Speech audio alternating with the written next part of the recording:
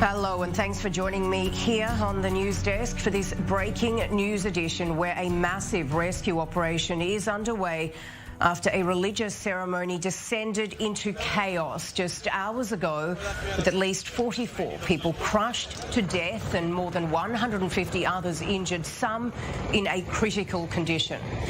The incident, which is being called Israel's worst peacetime disaster, happening as over 100,000 Jewish worshippers descended on Mount Meron to take part in the Lag BaOmer holiday, which is where people gather at the tomb of the 2nd century sage Rabbi Shimon Bar Yochai, before people slipped from the stands, creating a devastating domino effect, falling onto others below. Well, a huge emergency response is now underway, although there are reports coming in that rescue efforts are being hampered, with some of the remaining worshippers refusing to leave the site, clashing with police and rescue teams. I was there at the festival. It was very crowded, and there were around 60,000 or 70,000 people. No place to move. People started to fall on the ground. We were standing and waiting for our friends. We were going to go inside for the dancing and stuff. And all of a sudden we saw paramedics from Madda and whatever running by, like mid-CPR on kids. And then one after the other started coming out, ambulances. Then we understood like something's going on here. And we just went to the side as the ambulances were driving in and out. And we waited until we were able to slowly get out. And our senior correspondent Owen Alterman joins us from Petah Tikva. Owen, terrible news to wake up to, many calling it the worst peacetime disaster in Israel's history. Tell me, what is the very latest you're hearing? Well, Sarah, one of the major concerns over the last few hours, of course, those people who are in hospital, as you mentioned, who are in critical condition. Obviously, that's first and foremost. But there are also two other issues that are very, very pressing. First of all, notifying the families of those who have passed or those who have injured, proving very, very difficult. And also, potentially also very urgent, is clearing thousands of people from off of the mountain. Again, this is a festival, Sarah, whose height really is during those nighttime hours. I've actually been there 3 times in the past. But there are many people who continue to come over the course of the day and who were there over the course of the night. Of course, after this incident, the authorities wanting to get everybody out of there. But it's very, very hard to do so logistically. It was hard for buses to get up and to gather people onto the buses and to get them off. Even in a normal year, even in a routine year, Sarah, it's a very, very hard operation. I remember from my own experience as a bus passenger going through. In this case, people simply, apparently, reportedly started walking down the mountain, worried about getting off and not being able to get onto buses. That created conditions that was hard for the buses to actually get up and gather people and collect people and then go down. Apparently, that seems to have eased, and the buses seem to be getting through, again, taking people to the train station in the relatively nearby city of Carmiel, where they can get on trains and go back to their homes around the country. So that operation is also ongoing. I do want to emphasize for viewers, it's 44 people, and it's 44 people in a small country. This is a country with a population of 9 million. Do the math for the country in which you're watching us, from which you're watching us, or where you are from, and understand what the proportions would be there. This is a national event, and obviously a very, very tragic one. It certainly is, Owen. And tell me, it looks like from these pictures, an absolutely extraordinary amount of people packed into quite a small area. Tell me, were these people, were there extra people there this year because it was cancelled last year due to the coronavirus? There are those who are saying that, Sarah. On the other hand, in the run-up to the event, there were those who were saying that because of the pandemic and the lingering concerns, at least in some quarters, of course, as you know, the vast majority of restrictions have been lifted here in Israel and their situation has improved so much. But because of lingering concerns in some quarters, they're expected maybe to be less people.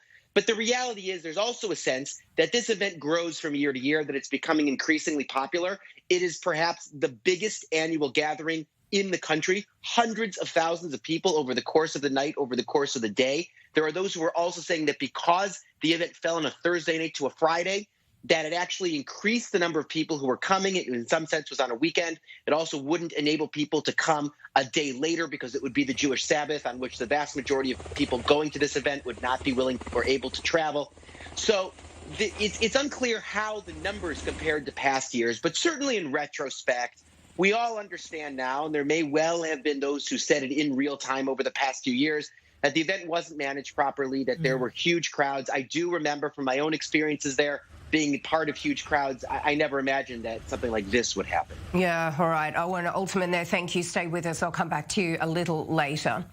Let's now go to Avi Marcus, who is the head of the medical division at Emergency Response Service United Hatzalah, joining us there from Petah Tikva. Avi, thanks for coming on. An absolutely devastating incident. Just bring us a bit more detail from your perspective and your colleagues as to just how this all played out. Good morning, everyone. A catastrophe. No other way to say it. Last night, at about 1:45 in the morning, the call came out about, they said there was some balcony that collapsed. I rushed down there and understood it wasn't a balcony, but people that just fell on top, one on top of the other. Lots of noise, lots of people, lots of screaming, and sadly, lots of dead people over there just suffocated to death. Wow. And Avi, tell me, what is the very latest with these rescue efforts? We know that so many rescue personnel have been sent there to the north to help. And we are also hearing about clashes with worshippers and police. I'm sorry, I didn't hear your question. Tell me, what is the very latest with the rescue efforts? We know a huge amount of personnel have been deployed to the region. Sadly, it's a big mess usually because you have lots of people trying to help. And the place where this incident happened was a very small place with lots of noise, lots of water on the floor, not too much light, and I'm saying tens and maybe hundreds of people trying to help and take these people one on top of the other. So we tried working together, everyone together, but still, it's always lots of noise and a mess and balagan, as we call it in Hebrew. Another disturbing thing we're hearing, Avi, is that a number of children are lost and just cannot be found, cannot be located amongst, this absolute mess.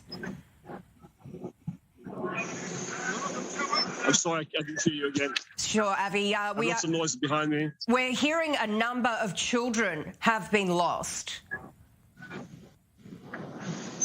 Yeah, there were some children, I think, people that were injured and parents looking for them. We tried helping the parents to try and understand if the kids were there or not. But we have lots of help from the police and other departments with all kinds of numbers people can call to try and understand if the family members were taken to hospital and so on and so forth. All right, Avi, thank you very much for that. And sorry you had to go through this morning. Let's bring in our defence correspondent, Jonathan Regev, who joins us on the phone. Jonathan, good morning. Walk us through the very latest. We're hearing that an investigation has already been launched. Yes, Sarah, that's right. An investigation has been launched. And already at this very early stage, we can say that it will be a very frustrating investigation. Why so? Because this was a tragedy that, as it seems, was meant to happen. It could and should have been avoided. We're hearing already that 3 years ago at the same event in 2018, people there warned about this specific exit, one exit from a specific compound, which is meant to facilitate the exit of thousands of people at the same time altogether. And by luck, in previous years, it ended fine, but this time it did not. One exit where thousands of people come out at the same time, and it's enough that a few people just slide down the hill, and then we're seeing the scenes that we're seeing there last night. These are already things that begin to surface at this early stage of the investigation, and more of them will come to light as the investigation progresses. Yeah, they certainly will. All right, Jonathan Regev there, thank you. We'll come back to you a little later on. And just for our viewers, these are live images coming out now from Mount Meron in Israel's north, where this terrible tragedy unfolded just hours ago, killing 44 people with more than 100 others wounded, a number in a critical condition. And we will, of course, keep you across this story after the break. Stay right there.